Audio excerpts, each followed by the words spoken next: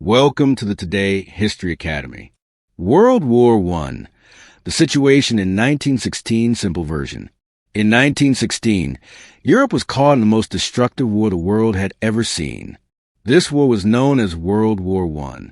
Some of the fiercest fighting happened on the Western Front, where British, French, and German armies faced each other along about 450 miles of trenches. Millions of soldiers had already been killed or wounded, but neither side could win. The war had reached a deadlock. New weapons like machine guns, heavy artillery, and barbed wire made attacks extremely deadly. When soldiers tried to cross no man's land, the open area between the trenches, they were often killed in large numbers. The defenders almost always had the advantage. Even though attacks were very costly, the Allies, especially Britain and France, were determined to continue fighting. They wanted to free the parts of France and Belgium that Germany had occupied at the start of the war. Britain and France planned a joint offensive for the summer of 1916. However, before this attack could begin, the Germans struck first. In February 1916, Germany launched a massive attack on the French fortress city of Verdun. The battle was so intense that France had to send almost all its available troops there. Because of this, the planned summer offensive would now be led mainly by the British Army. This would become the largest British attack of the war so far. One main goal of the attack was to reduce the pressure on the French at Verdun. The attack was planned along a 25-mile front near the River Somme, and it would begin in July 1916. The new British commander, General Sir Douglas Haig, was not fully satisfied with this plan. He preferred to attack in another area where the objectives were clearer. He also wanted more time to train his inexperienced soldiers. However, the Somme was where the British and French armies met. So a joint attack had to take place there. Most importantly, the French needed help immediately. So Haig agreed to move forward with the plan. Before 1916, the Somme area had been relatively quiet. This allowed the Germans to build very strong defenses. They had two powerful defensive lines, with a third one still being built. Each defensive system included several lines of trenches, fire support areas, and reserve positions, all connected by communication trenches. The German defenses were filled with machine gun posts and protected by fortified villages and strong points. In front of the trenches, there were thick belts of barbed wire. Deep underground, some dugouts were more than 10 meters deep, giving German soldier protection from artillery fire. The Germans also buried telephone lines deep underground, allowing soldiers at the front to communicate with artillery units during attacks. The German troops defending the area were well-trained and experienced, with many being veterans of earlier battles. The attack will be led by the British Fourth Army, commanded by Lieutenant General Sir Henry Rawlinson, together with General Haig. He created a plan to break through the German defenses. The plan relied heavily on artillery. For 1 full week before the attack, the British would fire a massive bombardment using 1,400 guns. The goal was to destroy German barbed wire, flatten trenches, and kill the soldiers inside. In addition, 19 large mines were dug under key German strong points. These mines were packed with explosives and would be detonated just before the attack began. To the north, the British Third Army would launch a smaller attack to distract the Germans and pull the British and French attack at the Somme, 1916 simplified version. In 1916, the British and French planned a major attack along the Somme River. They expected 16 infantry divisions to take their objectives with little resistance. The attack was scheduled to begin at 7:30 a.m. during daylight, so that the artillery could clearly see their targets. The soldiers were confident and their morale was high. Many units taking part were PALS battalions, groups of men who had joined together in 1914 and were about to face combat for the first time. However, there were worrying signs the day before the attack. The British artillery bombardment had been only partially successful. Even though 1.6 million shells were fired, much of the German barbed wire remained intact. Problems like inexperienced gun crews, a shortage of heavy artillery, and faulty shells had limited the damage. The German defenders were mostly safe in their deep dugouts. In addition, the Germans had learned when and where the British attack would happen by questioning prisoners and listening to uncoded telephone calls. At 7 a.m., the Allied artillery bombardment reached its peak. At 7:20 a.m., the British detonated a huge mine under a German strong point called a Hawthorne Redoubt. British troops rushed forward to occupy the crater created by the explosion.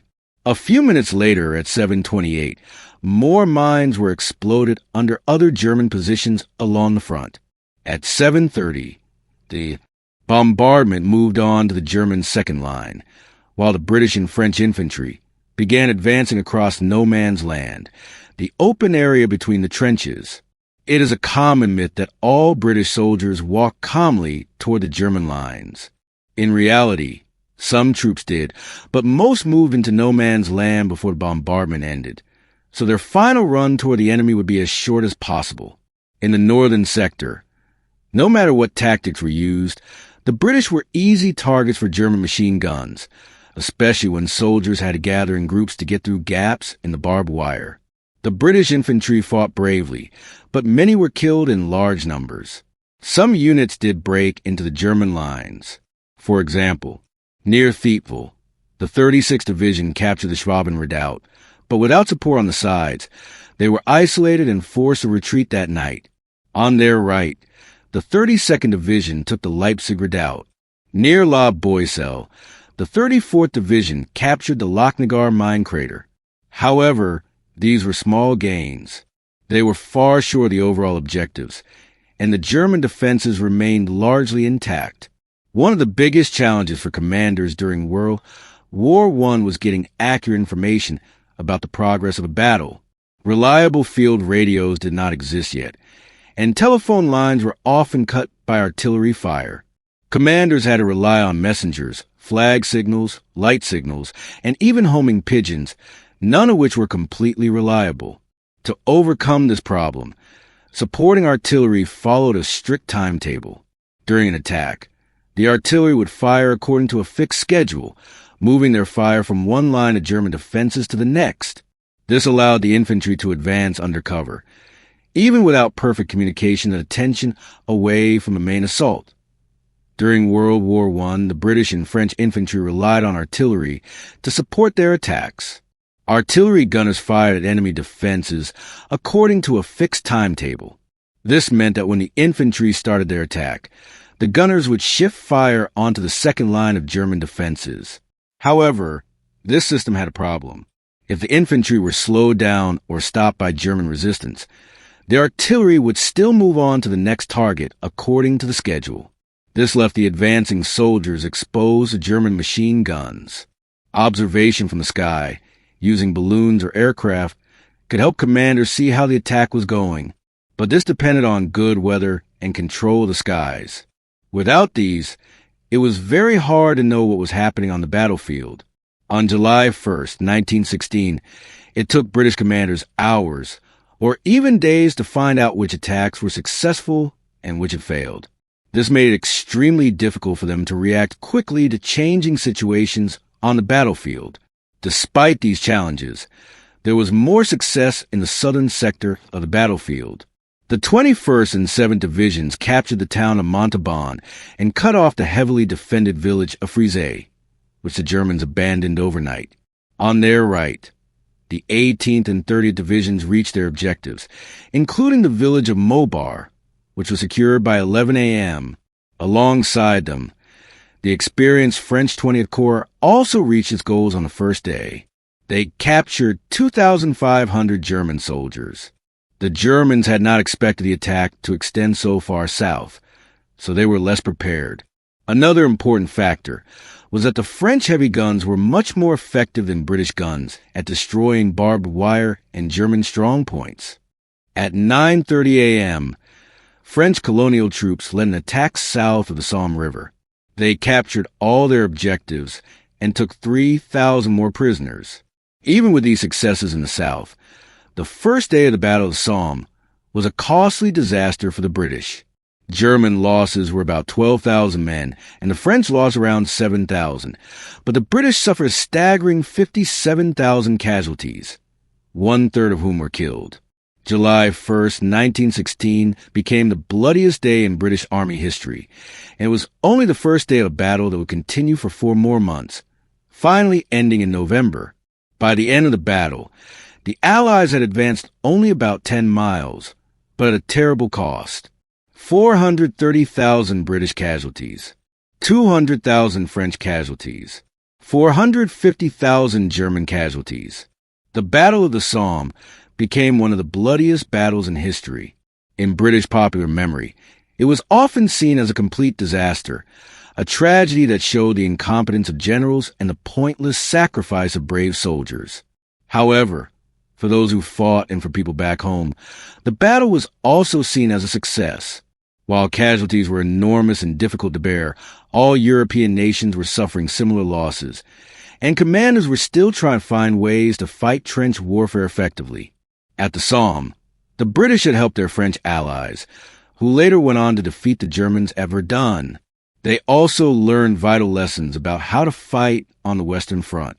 Most importantly, the Battle of the Somme was a costly but necessary learning experience for the British Army. The Battle of the Somme and the attacks on the German army were immensely painful for the soldiers involved. Thousands of men were killed or wounded, and the suffering was enormous.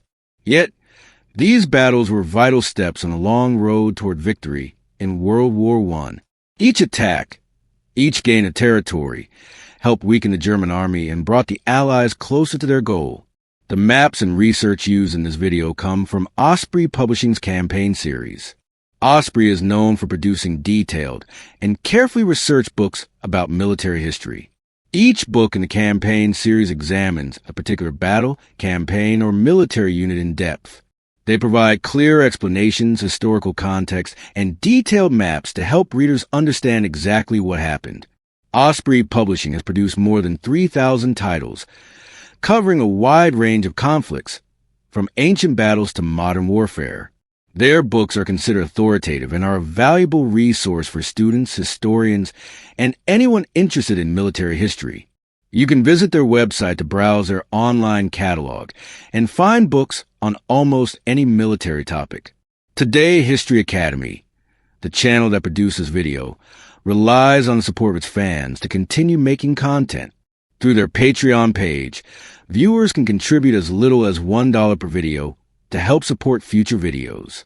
These donations help the channel continue to create high-quality historical content and bring history to life for audiences around the world.